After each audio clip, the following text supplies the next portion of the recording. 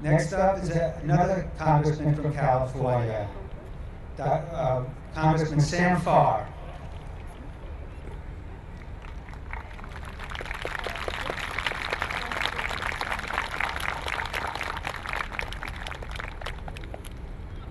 Thank you very much. I'm Congressman Sam Farr. I live in Carmel, California, and I'm here today with my Falun Gong constituents, Maria and Haliandro Centillon, Dr. Centillon. They have brought to my attention the persecution that Falun Gong practitioners are experiencing in China. And that's why I want to be here today in front of you as you sit in front of the United States Capitol. The building behind you is a symbol to the world of human rights protections, because we are the lawmakers. And as lawmakers, we want to honor those who practice tolerance, peace, and understanding. The three basic principles of Falun Gong: truthfulness, compassion, and tolerance are the principles of any free world, any free country, and the principles which we as lawmakers try to uphold every day as our Constitution gives those rights to our citizenry. I've always used my vote to promote justice and equality around the world, because human rights violations anywhere should be a cause for concern everywhere, for everyone. So it is very important that all of you are gathered here today to make your voices heard. As Reverend Martin Luther King said, I quote, the hope of a secure and livable world lies with disciplined nonconformists who are dedicated to justice and peace. So I urge you to continue to be disciplined nonconformists. Continue to pursue nonviolent protests in the footsteps of Dr. Martin Luther King, Mahatma Gandhi, and other world great leaders. Continue to pursue justice and peace. Just as I began my career as a young adult, serving this country as a volunteer to fight the elements of poverty in South America in the United States Peace Corps. Today I hope that your presence here in the United States Capitol will be a reminder to the world that those who speak truthfulness, those who show compassion, and those who understand tolerance ought to be honored, not persecuted. Thank you very much.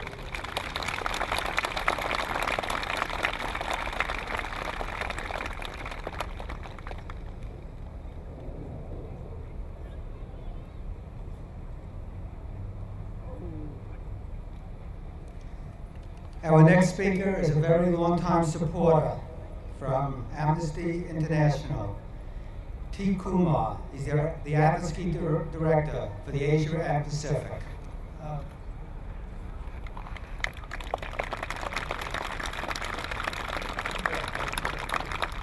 Thank you very much. Amnesty International is pleased to be here to lend our voice to the victims of Falun Gong in China, and to raise our concerns that human rights against Falun Gong in China will not be forgotten by the international community. Amnesty International have documented numerous abuses against the Falun Gong practitioners in China. Thousands, tens of thousands have been arrested and imprisoned without charges. Falun Gong practitioners have been sent to labor camps where they have been tortured to death.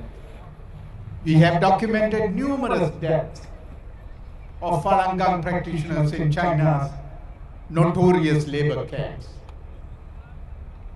Years have passed, but no improvement we have seen. So today is the day we are here to join you to say that we will work together, we will fight together to ensure that the abuses committed against Falun Gong stops in China and they can practice their religion freely. Amnesty International is also here to urge President Obama not to be silent. His interaction with Chinese presidents have been extremely weak when it comes to human rights. So today we are gathering here along with you to also send a strong message to Obama administration that you can't close your eyes when you deal with Chinese authorities on human rights issues, especially against Falun Gong practitioners.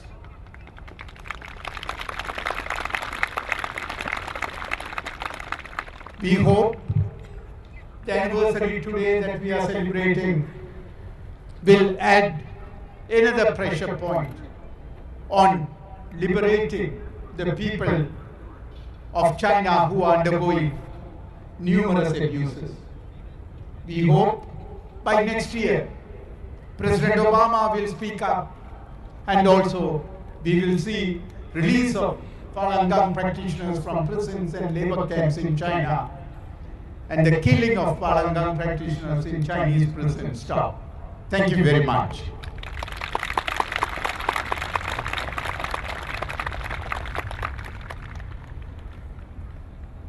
Thank you, Kumar.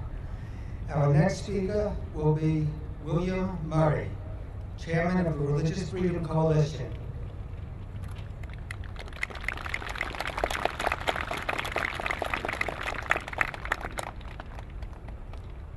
Good afternoon. What a glory it is to see you all here. I'd like to talk for a moment about the grand utopia of China. As an introduction to his second chapter in The Road to Serfdom, Friedrich Hayek used a quote by Friedrich Holderlin to sum up collectivism. He said, "What has always made the state a hell on earth has been precisely that man has tried to make it his heaven." There are those who see the greatest challenge as the conflict between communist ideology and the free marketplace, or between fascism and democracy.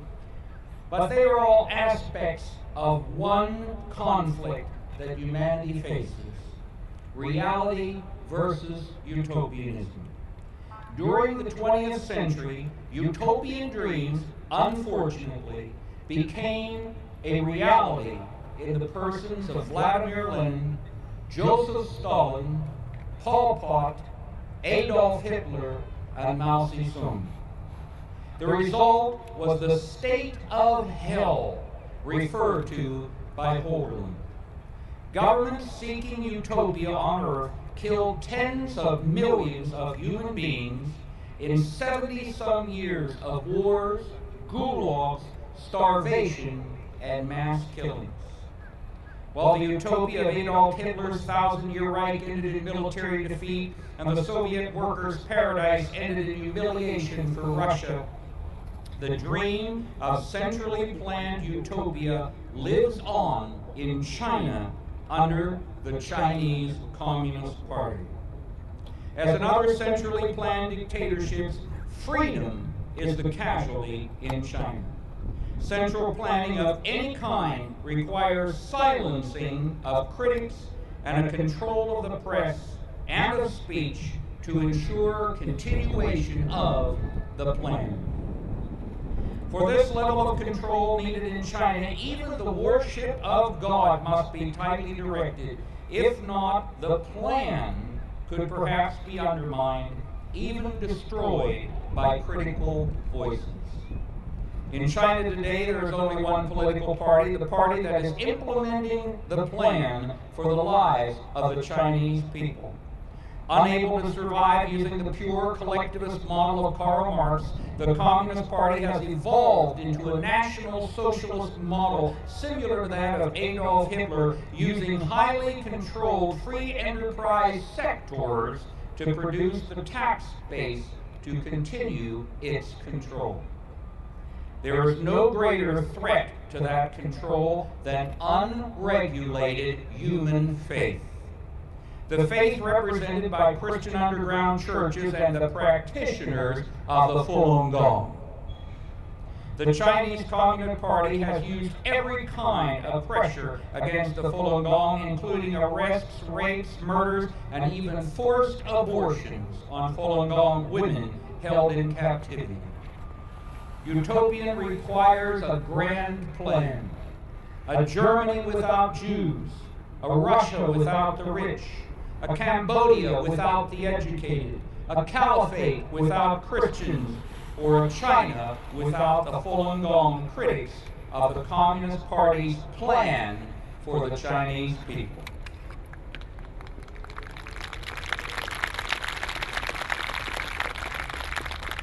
20th century utopianism gave the world enough death and destruction to last humanity for 10,000 years. The plan the Chinese Party has for China will fail. It is inevitable. The day of that collapse will mark a new freedom for the repressed, but it is the world's responsibility to give the message to the Chinese communists that that plan is an illusion and that freedom is inevitable regardless of their repression of their people, regardless of their repression of the Falun Gong. God bless you all, and thank you for being here.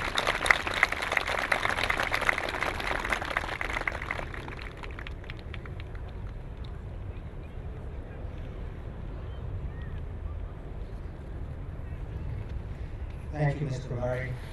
Our next speaker will be Dr. Scott Flipsy, the U.S. Commission on International Religious Freedom. He's the Deputy Director for Policy and Research. Please welcome him.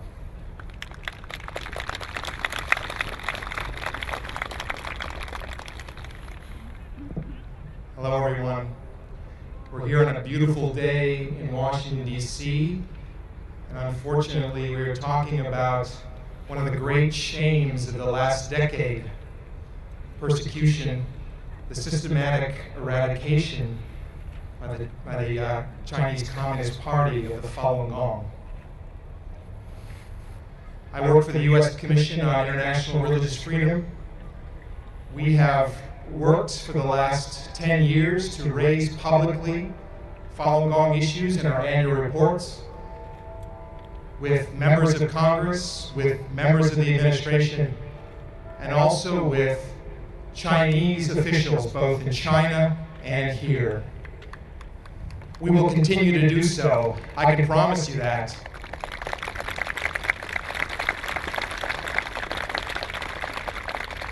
But it's not enough. It's not enough, and I think the Falun Gong have done the right things in the last couple of years to improve their reporting, their human rights reporting, to improve their advocacy, to raise the issue globally, publicly. These things will make a difference. I promise you they will, and there are friends of Falun Gong, both the members of Congress that are here and others that are waiting to speak, who promise to help you. We will help you. Yesterday in Beijing, Admiral McMullen said that China is no longer a rising power, it's an actual global power right now. The message I think that he was trying to send was that China as a great power should take on the responsibilities of a great power. But what kind of country murders, tortures, imprisons peaceful individuals seeking enlightenment and meditation and better health? That is not the sign of responsible power. That's the sign, as Premier Wen Jiabao said, of a country that is not confident, that sees Falun Gong, that sees Liu Xiaobo, that sees peaceful human rights defenders and lawyers as threats. Several months ago, Secretary Gates was also in Beijing, and China took the occasion to launch a stealth fighter, which was a surprise to some, including potentially President Hu Jintao. But what we need to continue to say to our own policymakers, to our own president, to our own administration, to members in the EU and other countries that are friends of freedom, that human rights and religious freedom are a stealth bomber in our relationship, able to explode the trust, the cooperation, and other interests that our countries can work on. Until China changes, until it reforms its laws, its practices, until China frees and accepts responsibility for what it has done to the Falun Gong, it is difficult for those of us to see a relationship that is healthy, a relationship that can shape the world. It is difficult for me to see China as a responsible power, a great power, until it ends persecution of its own people.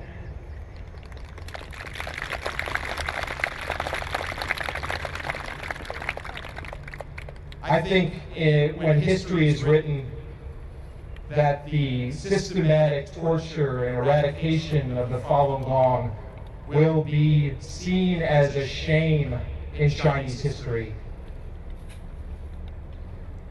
That's the future. But what do we do right now to end that shame in the moment? Well, I think we need to continue to ask our administration to speak publicly and unafraid, unashamedly about human rights and religious freedom and the persecution of the Falun Gong. We need to see this woven, human rights woven through the entire structure of U.S.-China relations, so that issues that are important to the U.S., not just trade, not just security, but human rights, the principles, the basis, a foundation of freedom and democracy, needs to be woven through our entire relationship, so that when members of Congress, when trade representatives, when military folks go to China, when the Women's Commission meets, that appropriate religious freedom and human rights topics be addressed with the Chinese. That way, and only that way, will the Chinese realize that it is in their interest to change. Only the U.S. can lead this.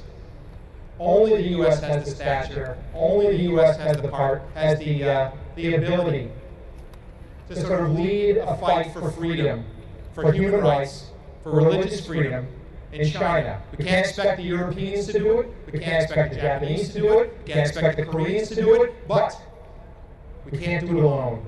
We must coordinate our efforts with freedom-loving countries who have relationship with China. So, I'm hoping and continuing to work for a day when, at the top levels, our government officials raise unashamedly the issues of the Falun Gong publicly and with their Chinese officials.